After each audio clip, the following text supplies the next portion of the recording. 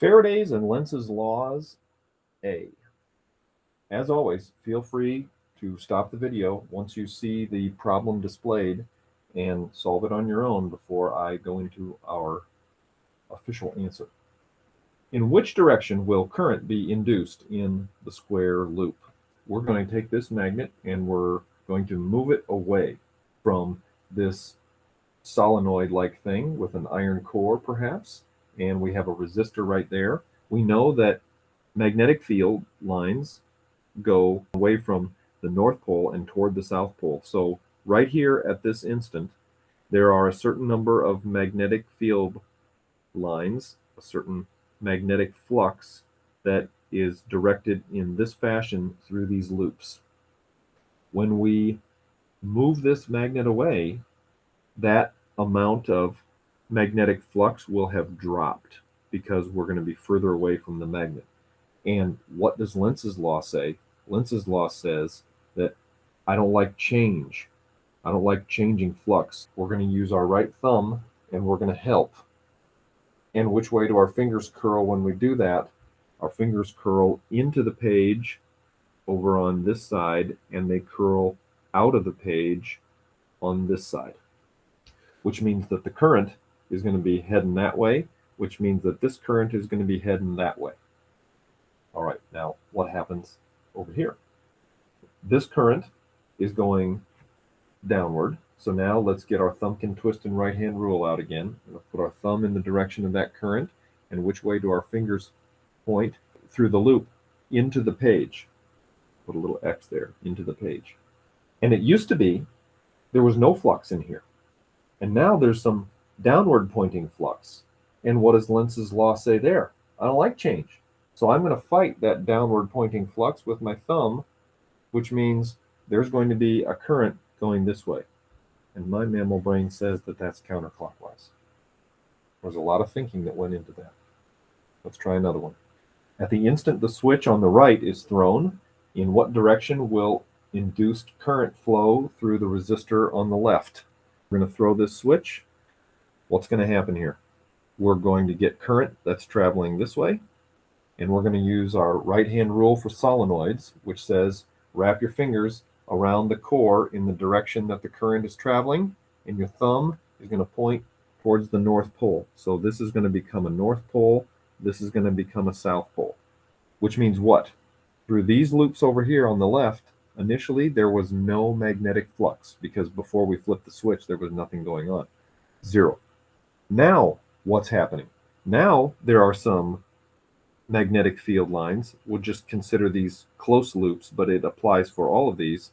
Now there are some magnetic field lines that are directed that way from this becoming a South Pole. And what does Lenz's law say? Lenz's law says, I don't like that change. It was zero, I like it zero.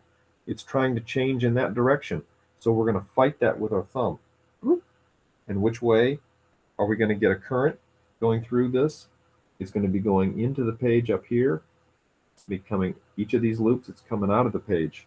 In what direction is current going to be traveling through this resistor? Follow it around. I'm thinking we're going to get a current to the right through that resistor. Let's try one more problem here.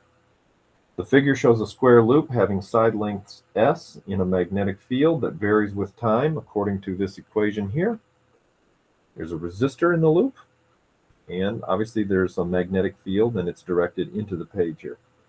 Following time 0, in which direction will there be an induced current in the loop? Look at this equation.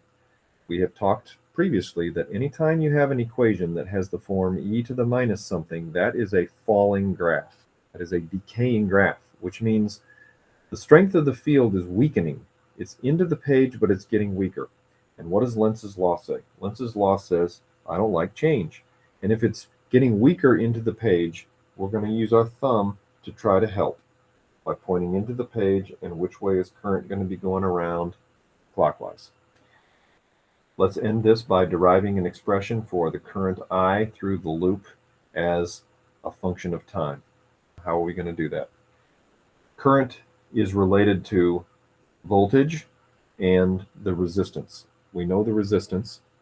We're looking for current, and the rate of change of flux, isn't it related to the induced EMF or the induced voltage?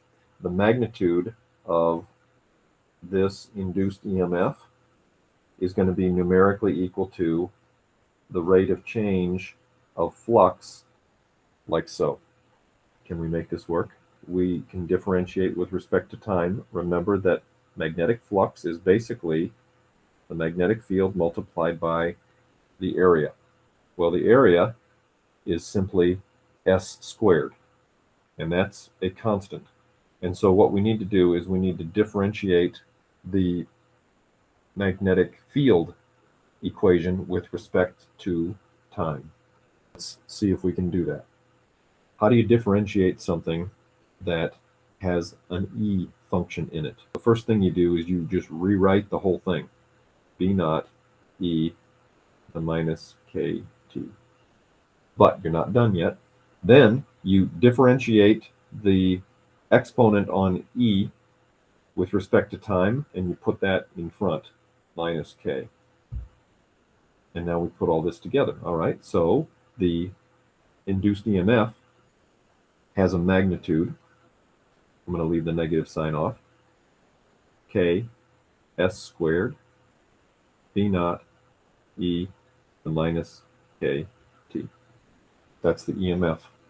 But we don't want the EMF. We want the current. Well, the current, by Ohm's law, I'll write it up here. Ohm's law says that voltage is equal to current times resistance. If we want current, we're just going to take that voltage and we're going to divide by R. And way up here at the top of the page, there's R. It's given. So I think we're going to end this by going K S squared B naught over R. You want to put the whole thing in the numerator, that's fine.